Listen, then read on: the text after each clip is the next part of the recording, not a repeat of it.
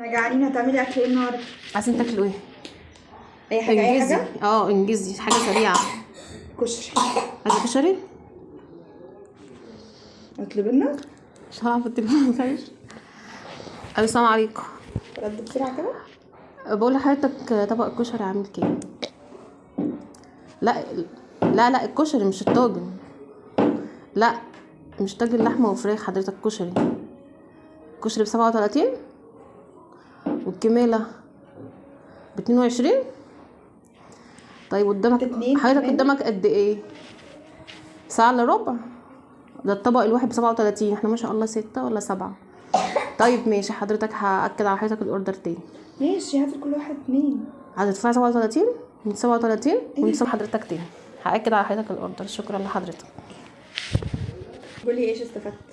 ايش استفدت؟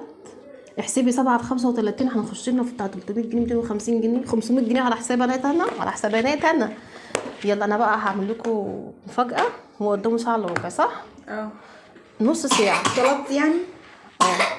ما انا قلت له هتصل بيك تاني، فهاكد عليه على الواتس واقول له هاته. طلبت التحرير ولا سيد حنفي؟ لا ده انا طلبت حد تاني خالص. هقول لكم عليه دلوقتي. بصي في ثانيه الا ثانيه اتاخرت. وسع نشيل البتاع ده عشان ما يخليش. مين اللي جاي؟ استنى دول الجاي. شايفين بقى؟ ولا تقولي بقى 500 ولا 400 ولا 600 ولا 300 ولا 200 ولا 30 ولا 40.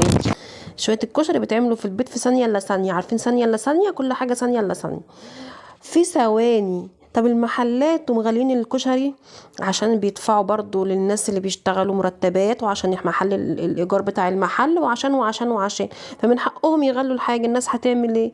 لكن احنا لما نعمله في البيت بس، ما اقسم بالله ما تاخدوا على كده، انتوا حرين. انا مش يعني مش بقول ان انا هوفر وهعمل ومش عارف ايه والاخر راجع على صحتي واروح ادفعهم الدكاتره. ده هي جت معاكم حظ كده، وجت معاكم صدفه ان انا كنت رايقه قلت اعمل لكم الكشري زي ما انتوا شايفين بقى كده. الكشري اتعمل معانا اهوت في ثانيه، وما خدش اكتر من نص ساعه، وعملناه في البيت وياكلوا فيه 3 ايام ويغرقوا في الكشري.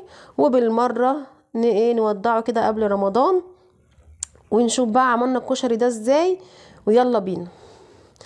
ازيكم عاملين ايه؟ كل سنه وانتم طيبين يا حبايب قلبي. عاملين ايه؟ ان شاء الله تكونوا بخير.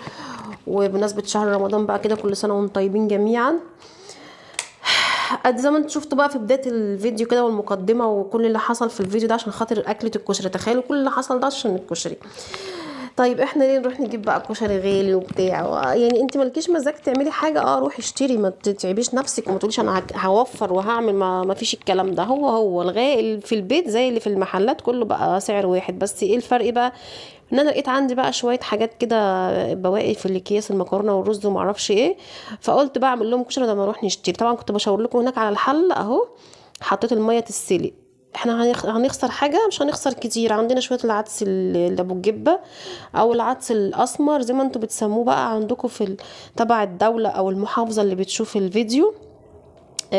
طبعا ده العدس اللي هو الايه الاسمر بالنسبه لنا، او اللي بجبه بنقول عليه كده. معرفش ما بيقولوا عليه بجبه ليه يعني. هبدأ بقى ان انا هفضيه في الحلة كده واسلقه. تمام، ادي اول خطوة هنخلص منها. على فكرة اللي بيفكر ان الكشري دوت يعني هيصة كتير وهرجلة والكلام ده كله، والله مش هيصة ولا حاجة. هو بياخد مواعين كتير وحلل فاهمين، بس الوقت ما بياخدش كتير، بس بياخد مواعين كتير يعني. بس هنعمل ايه بقى؟ احنا عاوزين ناكل كشري. المهم بقى زي ما انتوا شايفين كده، جايبه الرز وحطيته فوق العدس الاصفر، وهغسله بقى ودوت هيتحمر فوق الشعريه. اصبروا عليا، مش هحرق لكم الفيديو. اللهم صل على سيدنا محمد وعلى اله وصحبه اجمعين. مين بقى فيكم لسه ما حطش اللايك لحد دلوقتي؟ حطوا لي بقى لايك وقولوا لي بتعملوا الكشري كده ولا بتحبوا الكشري اللي هو بحله واحده دوت. حطوا لي في الكومنتات الاحسن انه. انا عن نفسي بفضل الكشري اللي كل حاجه لوحدها، لان الكشري الحله الواحده دوت هو عاوز يتاكل في وقتها، ما ينفعش يتساب ويبرد وترجعي تسخني وكده، لان المكرونه النشا بتاعها لما بتبرد بتبقى مجمده كده. بصراحه ما بحبش المكرونه، لازم تتصفى وتتشطف والكلام ده كله. فحله الكشري اللي هي الحله الواحده دي تعمليها لو انت يعني مستعجله، وفي نفس الوقت هتعملي شويه يا دوبك على قد الاكله، ما ينفعش يتبقى منك. ما علينا، نخش بقى في المهم. العدس ده زياده معايا الكيس دوت، فقلت هشيله. كفايه كيس ربع كيلو. وانت الكشري دوت هنعمل منه كل حاجه كوبايتين مثلا، عشان هو في الاخر هيديكي كميه. فاهماني؟ يعني كوبايه او ربع كيلو مثلا مكرونه، على ربع كيلو من الكيس التاني، على ربع كيلو رز، على ربع كيلو عدس، في الاخر هيديكي كميه كبيره. هنا حسيت ان الرز كان شويه، عشان طبعا احنا ما شاء الله كنا احنا والعيال، وكان صحاب عيالي برضو وكده، فقلت لهم يعني لما عرفوا بقى انا هعمل كشري اصحاب ولادي وكده، قالوا احنا جايين بقى ايه ناكل معاكم كشري، فرحت مزوده بقى شويه رز على العدس، ما عملناش اي حاجه زياده. قلت لهم انا عايزاكم تضربوا كشري 3 ايام، مفيش اي مشكله بالنسبه لنا. بس فدلوقتي بقى عملنا هو شايفين البتاع، حتى يعني بيقول لك ايه، قليل الحظ بيلاقي مش عارف ايه في الايه. المهم يعني الفيديو بتمنتج، راحت البتاع مقلوبه كده. المهم دي شعريه بتتحمر، وبعد كده اهو سلقت المكرونه، شايفين انا شاطره ازاي، والعدس بيتسلق التاني اهو. كل عين بوتاجاز عليها حاجه، نشغل نفسنا كده. طب ده ايه بقى؟ ده التومه، طشه التومه بتاعت الصلصه اهو. سامعين الطشه. ادي الصلصه كمان خلصت، والمكرونه كنت سلقتها، وكمان العدس كان على البوتاجاز عايش حياته. وقلنا ان احنا ايه نغطي على الصلصه وعلى الرز. حمرنا الشعريه زي ما انتوا شفتوا، حطينا العدس والرز على بعض وحطيناهم يستووا، والمكرونه كانت خلصت، والعدس كان بص كل في ثانيه الا ثانيه، عارفين ثانيه الا ثانيه. فعلى ما كل بقى يستوي على البوتاجاز، هو كده باقي معانا الرز على البوتاجاز، وباقي معانا الصلصه والعدس. الرز كان اتعمل برضه على البوتاجاز. فدخلنا بقى على الحاجات دي تستوي معانا. بصل شرايح خليها خفيفه، ومعلقه نشا، وقلبي، وبعد كده بشويه ملح، وبعد كده اقلي في الطاسه في شويه زيت يعني. والثوم ده بتاع ايه؟ الثوم ده بتاع الدقه اهو. الدقه معانا هي معلقه ثوم مفرومه، وكمان الميه دافيه، ما تكونش الميه عشان نازله من الكتل فمش سخنه قوي، يعني مش لازم تغليها، يا دوبك تبقى دافيه بس. هنحطها بقى على الثوم كده، وبعدين نحط بقى الملح والكمون. كنت طبعا انا بصور لوحدي، فتلاقيني كنت بعمل كل حاجه والايد مهزوزه شويه، يعني بصور ما شاء الله، يعني بصور وبعمل الاكل وبعمل كل حاجه لوحدي. ادعوا لي بقى كده ربنا يديني الصحه ويديكم الصحه جميعا يا رب. وليمون بقى، يعني دقه معلقه الثوم ومعلقه ودي ليمونه، وحطينا. هنجيب الخل دلوقتي، وهنجيب بقى شويه كمون وشويه ملح وشويه كزبره. ادي الدقه بالنسبه لنا. نقول الدقه تاني: معلقه ثوم، ميه دافيه، شويه خل برضو صغيرين كده، ملح، كمون، كزبره.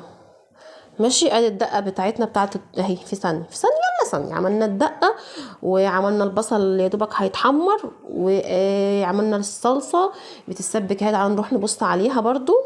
شايفين اهو، ما خدش معانا اي وقت وما خدش معانا اي حاجه. تعالوا نشوف العدس اللي برز ده اللي احنا عملناه. ما شاء الله ما شاء الله، حاجه كده حلوه جميله والله العظيم. حمري الشعريه وحطي عليها الرز بالعدس على طول، العدس الاصفر ده اهو. كده بقى اتاخرنا والله العظيم، اسرع من المحل. طب لو المحل كان بعد كان هيتاخر عن كده. وعيشوا بقى حياتكم. عايزاكم تاكلوا الكشري 3 ايام قبل رمضان كده، عشان هيوحشكم. ناكلوا بقى على العيد ان شاء الله، نعيشنا وكلنا عمر. نبدا بقى نعمله تاني على العيد. طبعا البصل بقى اتحمر اهوت، والدقه معانا، والسلطه. يا سلام على السلطه دي، كانت مشطشطه طبعا، لازم جنب الكشري لازم سلطه. وادي شطه برده اهيت بصلصه، وادي المكرونه، وادي الرز بالعدس بالشرعيه، وادي الصلصه. اتاخرنا ما اتاخرناش، خدنا وقت ما خدناش وقت. كل واحد بقى يطلع حق الطبق اللي هياكله. معاكم 3 ايام تاكلوا فيهم كشري. عيشوا في الكشري 3 ايام اهو.